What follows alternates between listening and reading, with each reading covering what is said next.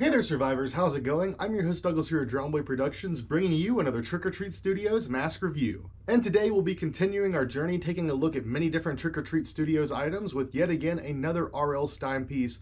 You guessed it, we have yet another Goosebumps mask. If you guys have been watching these videos daily, you've pretty much seen we've been tackling the entire line of the new Goosebumps book series masks, and today is no exception. So with that being said, viewer beware, you're in for a scare.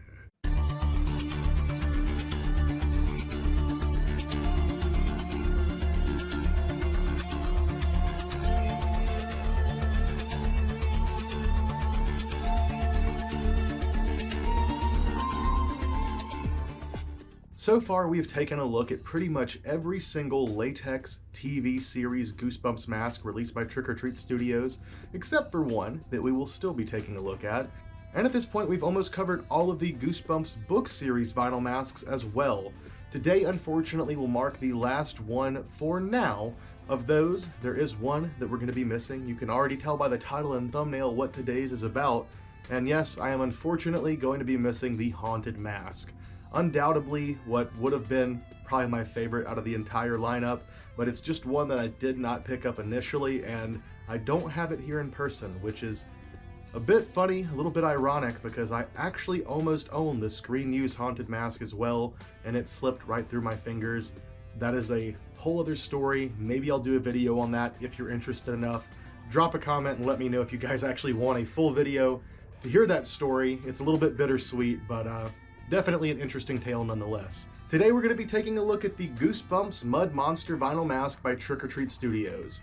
And out of all of the Goosebumps masks that we've taken a look at, there is none that have been as head scratching as this one. I understand that it's an earlier book. I know it's a pretty cool creature design, but realistically, out of all the different monsters that could have been represented and stuff like that, this seems like an odd choice. You Can't Scare Me is a great book, and it definitely has a really cool piece of cover artwork, but I don't really think that the Mud Monsters were super iconic monsters from Goosebumps. There are so many other characters I could have seen getting a mask before the Mud Monster, so like I said, this one is a bit of a head scratcher, but nonetheless, here we are with the You Can't Scare Me Mud Monster mask. As far as the sculpture and paint job, well, they both kind of look like poop, and by that I don't mean that it looks bad or it's inaccurate to the drawing. It just is a mud monster. It's brown and yellow and slimy and icky and oozy. Of course it looks like poop. Yet again, no disrespect to the artist that sculpted this, which we will be getting to in just a minute, but just quite frankly, I mean, if we had to describe it, that's what it looks like. But it is, of course, mud. It is not poop, it's mud. And it's a pretty simple paint job to capture this look, but the sculpture is actually pretty detailed. I would say it has the most texture and almost the most detail out of any of these. Curly definitely has some pretty cool, intricate detail. But yeah, I don't know, the choice for the Mud Monster to be a mask was definitely an odd one.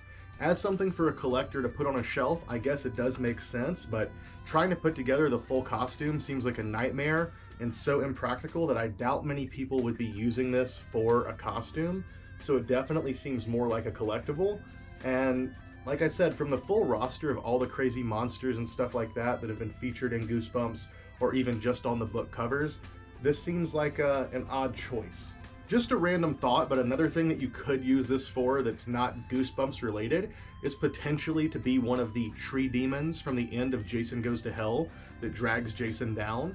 Of course, many of you have seen some of the miniatures of those monsters, and this definitely resembles the look of some of those creatures. So you could maybe even put it in your Friday the 13th collection to represent one of those, or if you wanted to build a life-size version for whatever reason, you definitely could. Overall, this is definitely a hard one to recommend because it is just such an odd niche piece. Now, looking at the back of the sculpture, we do still have the green Goosebumps logo splat, which is of course always nice to see, but one thing that is missing back here is a slit and a keyhole.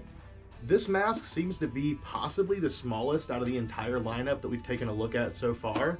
Curly seems to be the largest, the Mummy right next to it, Slappy maybe just a bit smaller than the Mummy, and this thing definitely seems smaller than the rest of those.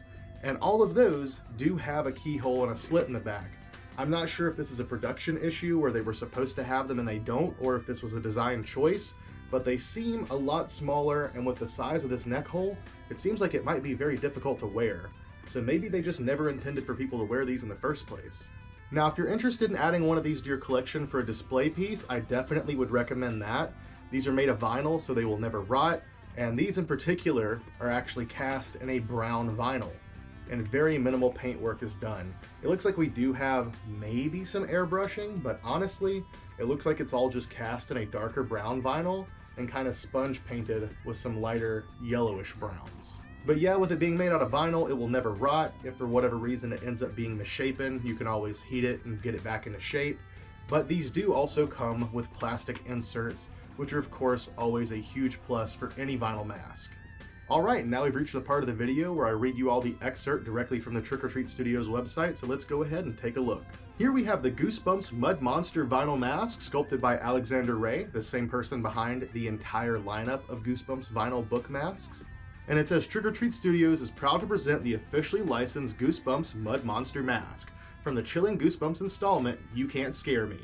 Pick the Goosebumps Mud Monster mask up today, but beware of Muddy Creek. Those descriptions from Trick or Treat Studios seemingly get shorter and shorter. Some masks have like a full biography of all the history and stuff behind it, and some of them just very simply tell you what the mask is from. And yeah, with that being said, I mean, there's really not a whole lot left to say about these. If you're interested in picking one of these up, of course you can get them directly from Trick or Treat Studios or one of the many retailers that does sell them. And these masks, like the rest of the lineup, are also $50. Now, that is still a really decent price for a nice full overhead vinyl mask, but comparatively, I think this mask is the least worth it out of any of them. And so far, you have been able to find these on most websites going on sale. I'm willing to bet they're probably the worst selling out of the entire lineup of any Goosebumps products that they've ever offered, just because the Mud Monster really isn't that iconic of a creature. But still, if you are interested in getting one, of course they are available. I don't really see these selling out quite as fast as the rest of the lineup, but of course if you're interested in being a completionist and having the entire series of masks, the Mud Monster is one that you absolutely will have to add to your collection. And with that being said, I think that pretty much covers it. I love you all, thank you for watching, I hope you enjoyed today's video. Stay tuned for some more Trick or Treat Studios reviews coming very soon, and I'll see you next time.